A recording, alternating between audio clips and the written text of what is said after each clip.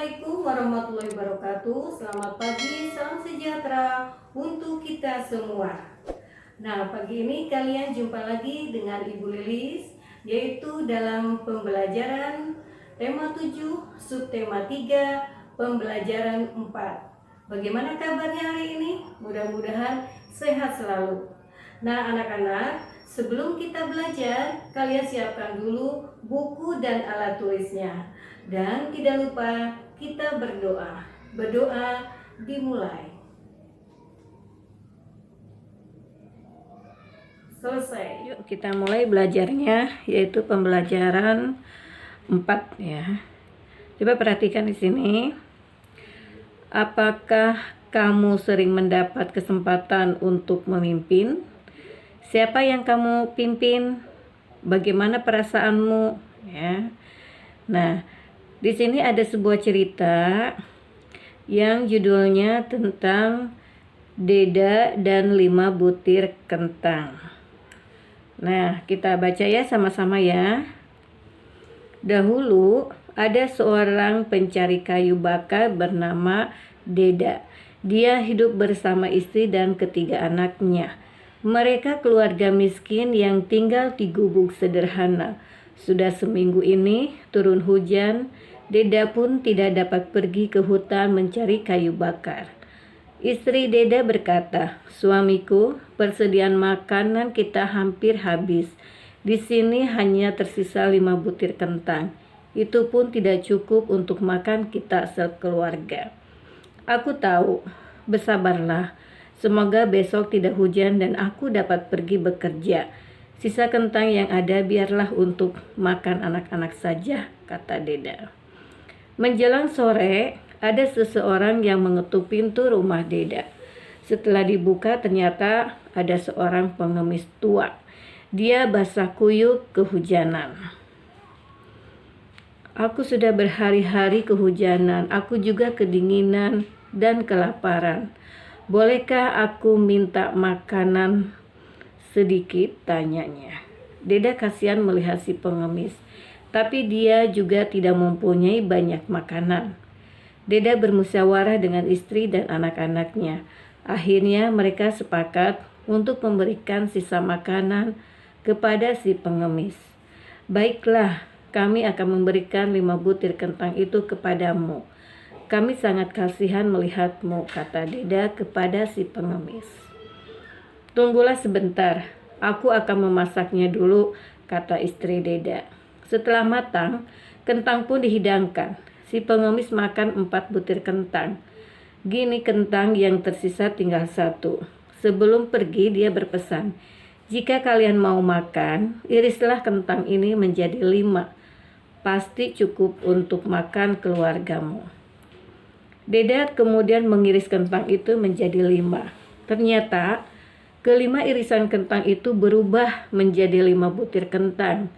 Jika sebutir kentang diiris 5 lagi, maka tiap irisannya akan menjadi 5 butir kentang lagi. Begitu seterusnya.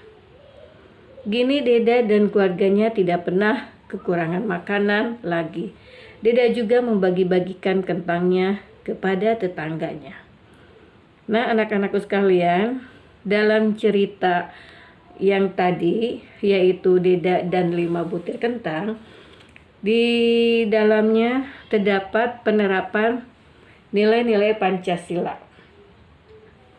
Nah, kira-kira apa saja nilai-nilai Pancasila yang ada pada cerita Deda dan 5 butir kentang tersebut? Nanti kalian bisa tulis di tabel ini ya. Nah, coba kita cari nilai-nilai Pancasila apa saja yang ada pada cerita Deda dan 5 butir kentang ya. Peristiwa dalam cerita yaitu contohnya misalnya, "Aku tahu," kemudian "bersabarlah." Kemudian nilai-nilai Pancasilanya apa? Yaitu percaya dan takwa kepada Tuhan yang Maha Esa. Nah, selain itu apa lagi peristiwa dalam ceritanya? Ya, contohnya misalnya Sisa kentang yang ada biarlah untuk makan anak-anak. Kemudian nilai-nilai Pancasilanya yang sesuai yaitu rela berkorban. Ini sesuai dengan sila ketiga pada Pancasila. Kemudian peristiwa dalam cerita, contohnya misalnya Deda kasihan melihat si pengemis. Nilai-nilai Pancasilanya yang sesuai adalah ya mengakui dan memberlakukan manusia sesuai dengan harkat dan martabatnya. Ini sesuai dengan sila kedua ya dari Pancasila. Nah, nanti kamu cari lagi peristiwa apa saja yang ada dalam cerita Deda dan 5 butir kentang. Begitu juga dengan nilai-nilai Pancasilanya yang sesuai dengan butir-butir Pancasila ya, sesuai dengan Pancasila. Nah, anak-anakku sekalian, sekarang kita beralih ke SBDP ya. Nah, di sini ada cara membuat patung, yaitu dari bahan lunak yang banyak di sekitar kita ya. Contohnya seperti tanah liat, kemudian bubur kertas, lilin, sabun batangan, atau plastisin ya. Nah, di sini ada cara-cara membuat patung, yaitu dari bubur kertas ya.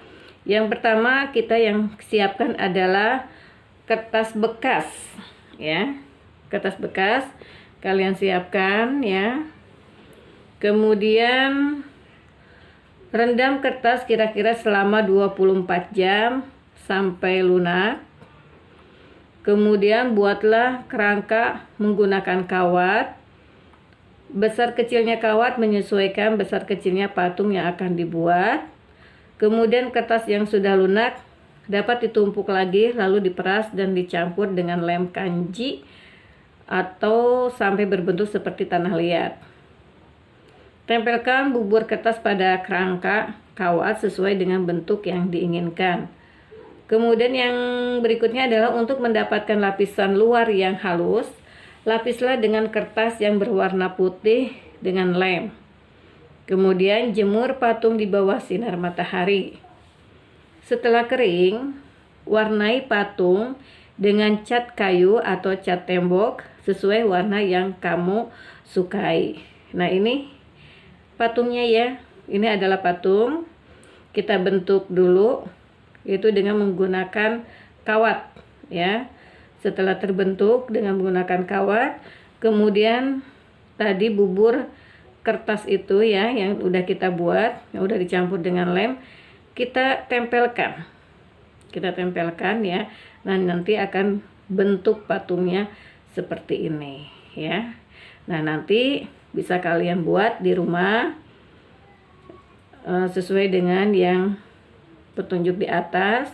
Kemudian nanti hasilnya kalian foto dan kalian sampaikan kepada ibu dan bapak guru kalian ya. Nah, anak-anakku sekalian, untuk pembelajaran 4 ini ya. Nah, ini untuk 4 ini. Nah, nanti kamu isi juga pertanyaan ini ya. Yang tadi kita pelajari. Di sini ada pertanyaan, sikap apa yang kamu kembangkan hari ini? Kemudian pengetahuan apa yang kamu pelajari hari ini? Dan keterampilan apa yang kamu latih pada hari ini? Nanti hasilnya kalian kirim kepada ibu dan bapak guru ya. Nah, anak-anak, untuk belajar hari ini ibu cukupkan sampai di sini. Mudah-mudahan apa yang ibu sampaikan akan bermanfaat untuk kalian semua. Tidak lupa kalian tetap belajar, tetap semangat, pantang menyerah. Assalamualaikum warahmatullahi wabarakatuh.